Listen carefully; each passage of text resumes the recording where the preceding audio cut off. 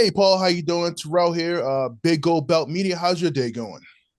My day is amazing, Terrell. It's exciting to be here with you. I can't believe through Starlink, we are 20 miles off the coast of New Zealand on a boat in a little group of islands in some rough weather. And here we are getting to talk together. Technology is pretty crazy.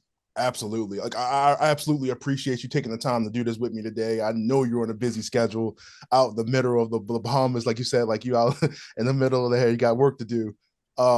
But I mean, this is congratulations. I mean, this episode that you did on photographers, this was an amazing episode. I got a little bit emotional there. I felt like I really, got involved in your life. I mean, because you're not really like a, I don't want to say like from what I can see, you don't seem like you're really like you share a lot, but you let us into this world, I feel like I got to really know you. What I was one of the appreciate that. decisions? What was one of the decisions to really open up more about what you do in your private life? Yeah, I think that, I think Jimmy Chin is a fellow National Geographic photographer. He's won the Oscar for Free Solo with Chai. I think that Jimmy is, I think, a dirtbag, just like I am. You're two sort of dirtbags out here living on the front lines of what you love to do. His passion is climbing and filming, extreme expedition, extreme adventure, and mine is really fighting for conservation. And I think that when someone gets you, and they also sent in a very sensitive team. Alex Pritz did a great job. Brett Kunkel was a great field producer. I think between those guys being in our private lives, and I went into it with my sort of barriers up, and I don't really want to. I'm busy working. I don't need you guys with a camera in my face for the Right. next 2 months. But as they sort of, hey guys, can you turn down the radio? As please, as they, um, yeah, as just the project unfolded and as we were out there doing our thing, I just really thought, you know what? We do the work we do because we care, and we do the work we do because we want to carry the biggest microphone we can. We want to reach the biggest audience we can on issues that we care about, whether that's speaking to a large audience of several thousand people or being on social media or whatever it is. And all of a sudden, here's another opportunity. And obviously, National Geographic's been my family for the last 20 years. Yeah. And then when National Geographic wanted to make this series of us and our peers, it was just a real privilege and a great opportunity. Now, of course, Christina is also involved in the episode, and getting to see a little bit of you guys on equal footing, as you say in this episode, being able to do what you do and share some of those experiences that you're so used to doing on your own. You're used to being a lone wolf out there in the field. I don't need anybody else, to have somebody, out there with you sharing the risk. You talk about, you know, you starting to feel a little bit more of your mortality, and how being close to death a few times really kind of opens your eyes, especially when it's somebody that you love, somebody that you care about. um I mean, you said you had to dial it down a back, down a bit. Do you still feel that way after this is said and done, or you kind of back to where you were? I mean, I say that as I took her into a cave, 4 days ago with a rebreather on, deep into a cave system, surrounded by big sharks that were in there feeding. So like, I guess I don't really. I think they did a big series for National Geographic called Risk Takers, and I was one of the risk takers that they featured, myself and like mountaineers and what have you. But I think the biggest common thread between risk takers is you don't think you're taking risks. And yesterday we were diving deep here at 120 feet with big sharks all around us. Sharks coming up to us, bumping the dome, and it's just absolutely beautiful. The only so I just think when you're so passionate about something, you're so passionate about getting a story out there, you're passionate about making a difference, you don't really see risk as you don't really see that as risk. And risk has become a large gray area where, like, every time I do something, like whether it's diving in a cave or getting in the water with a leopard seal, your body is telling you, don't do this. This is Right. dangerous. But once you ignore that enough through your life, that becomes a big sort of chaotic gray area of not really understanding what risk is anymore. And so I think, it's yesterday we almost put our big boat up on the rocks, a 60-foot catamaran in a storm trying to pick us up from a dive. And there's always risk and there's always challenges, but I think the biggest risk of all is not living a fulfilled life and fulfilling, living your values and living your dreams, and knowing when you take your last breath on this earth that you made a difference. And that's my biggest fear, is not making a difference. So I mean, just like I said, I mean, just looking at your work, your Instagram, all of the stuff you've done, I mean, it's definitely a big inspiration for anybody that want to get out there and see the world. And, like you said, I mean, but like you said, doing what you do is not, something for everybody. You know what I mean? Like it's that level of that fear factor that you gotta like, hey, this is like you said, you like to be close, you like to be right there. You're not a mile away taking pictures with the lens. Now, do you feel like this is something that you could put a pause on, like you could stop, or like I know you said at one point like this is almost like kind of addicting to you. Do you feel like at some point you could start trying to wrap this up? I mean, not now, but you know, once I mean, is there any point of like where you'll feel like this is complete for you? I mean, the problem is that I keep getting. We just had a major conservation win this week. We just helped. It wasn't us, but we worked with other partners. It was a coalition, a group effort, but we created 160,000 square kilometers of marine protected area in the South Sandwich Islands and in South Georgia, probably the most beautiful place on earth. So for me, I mean, everybody has a way of getting highs or a drug or whatever it is. For me, having a conservation win is my drug. And once you taste that, it feels very unfulfilling just to sit around. I don't care if someone gave me $1 billion tomorrow in the biggest house on the side of the ocean. That would be amazing for about a day, and then I'd be like, all right, what's next? What are we going to do? Christina and I don't think have ever sat on a beach for more than 2 seconds. Just maybe, because we're tired from shooting all day, but like, it's just not us. It's not in my DNA to say, okay, I've arrived. I'm going to press pause.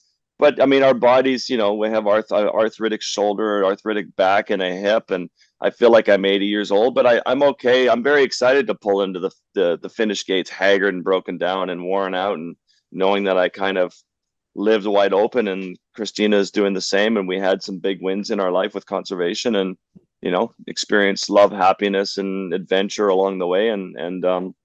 But the biggest tragedy for me in all this is that we are winning some battles, but we're losing the war on conservation for our planet, and that's why I can't stop. I feel like change is happening. The world is waking up, but it's happening too slow. So we just got to work harder, do more, tell more stories, get people involved, and fight for this planet. And that's sort of our motivation. So yeah, I don't ever see myself slowing down, Terrell. But the thought, I guess, is nice for me. I feel a little bit of calm when you ask that question. Yeah. It's funny you talk about protecting the planet, of course, and doing what you do as activists, but it's almost like people don't want to react until they know the oven's hot, right? Like people don't want to start making moves until they actually see it as a tangible thing. You know what I mean? Like you like doing what you do, you have to show them, hey, yeah, ice is melting, weather's not what it used to be, 10 years ago. This is the reason why. And even with that information, again, unless it personally affects them, people don't want to jump into it. So I guess my question is, what is the next step of bringing proof to the general public to get them on board with really saving the planet? That's a great question, and I think that's why I never really felt a way. I had a way to answer that question, because it's climate change is so difficult, and you're absolutely right. Like, it's like, I need to know that this is going to affect me tomorrow, and then I'll actually change. But like, you see the movie Don't Look Up with Leonardo Yeah, I love DiCaprio, that. and the host, the guy, I love that movie. The guy's saying, so the asteroid, the guy's like, well, I hope the asteroid hits my ex-wife's house first. Ha ha ha. And that's kind of what we live every day, is like, no, this is real. This is now. We've already lost 69% of biodiversity on Earth. We keep talking as if this is something in the future. We're in it. It's just, it's not happening fast enough. And I'm off we're sailing our boat from New Zealand to Australia next week to go film the world's biggest bleaching event in recorded history. The whole Great Barrier Reef is bleaching. And that means that's like the rainforest dying. It's like, that's a life system on Earth. It's keeping all that alive, plus us alive. And, the fact that people aren't getting it, it's, this is my long-winded way of saying, Terrell, what's your question again? Yeah, my question was, what is Oh, what's it going to take? Well, what's the one thing? I think that's why, when National Geographic was great, we would spend years, I had 2 years on an assignment, then the next one, and the next one. The good thing about social media and what have you now is that we can beat this drum daily. We can show the power in New Zealand of creating marine protected areas, and how nature is resilient and it wants to recover. Then we can go up to Australia and show the devastation of the Great Barrier Reef. We can show how beautiful it is, and also what it looks like when it's dying and how tragic it is. Our dying polar bear video that we put out, I think it was the most viral video in the history of National Geographic. It had, you know, hundreds of millions of views. 2 billion people saw that video around the world. But it, you know, so now we just have to keep beating the drum. We got to keep beating the drum, and we need a whole movement of people who care about our changing planet. And it's not just we're not here on this earth just to entertain people from their boredom. We're here to really drive people towards getting involved. Every time you vote, eat, shop, order food in a restaurant, you're making a decision about what type of planet you want. And I think that's what people need to get. And I think people are waking up, which is exciting. It's just not happening fast enough. Yeah, that is definitely a good point. This is my last question. I guess we can wrap it on that one. You are sailing around the world into places that necessarily aren't that friendly. And that was one of the questions that I didn't really get an answer to within the episode. Is you kind of see how you maneuver around certain things as far as, like, you know, approaching certain vessels and stuff like that. But how much access do you actually have to just go where you want? You know what I mean? Like, obviously you get the clearance and stuff through Nat Geo and stuff like that. You know, you can only be but so far away from. But what is kind of like the cutoff to where you can actually go and what you can't do?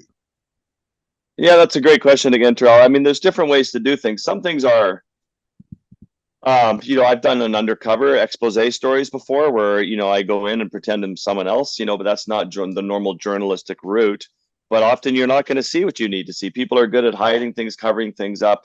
You know, there's thousands of illegal fishing boats out there. You know, so to tackle the big issues, you know, industry, oil, the commercial fishing industry, they have massive amounts of money for marketing, for, you know, for leading the public along. So we really need support to go do the work we do. You know, like, just not us, but every other conservation group out there is the most underfunded group of passionate people out there trying to do their work. So you just, you know, by having support, whether it's from, you know, fundraising or lawyers or whoever it is, people allowing you to go do the work you need to do, to people in place to help you write permits and get access. It's like, it's not just me with a camera. I'm the tip of the spear, but you need a whole team behind you helping you gain access to these places. But yeah, I mean, I just, you know, I've been roughed up a little bit in my life, and people yelling at me if they don't like what you're doing. But you just, you know, your ultimate goal is to tell the story of our planet, and that's you know, that's my benchmark. That's my North Star. So I just keep chasing that, and I know I have thick skin like a walrus, and just I can handle a few people threatening me. I've had some death threats in my life, and that's fine. That's sort of part of it. That's when you know you're getting close to the touchy stuff. Right. Do you think with this particular documentary, like, it's giving you a level of notoriety that's going to prevent you from being able to do that going forward?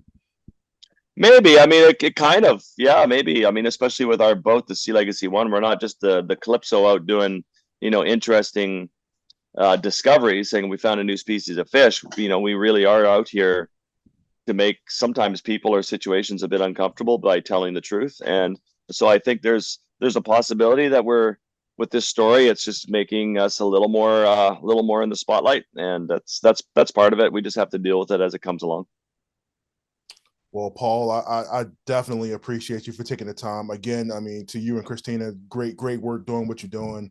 I really appreciate you. Like I said, I mean, I definitely will be sharing this with friends and family, letting them know, you know, how this is definitely serious. You know what I mean? Like, this is something that everybody should know about. You know, like I said, I mean, and just overall to your entire team, just great job. I mean, you guys are definitely doing a good job out there. Thanks, Terrell. I really appreciate you, and thanks for the thoughtful questions, and I enjoyed the chat. Thanks a lot. Well, thank you. Appreciate it.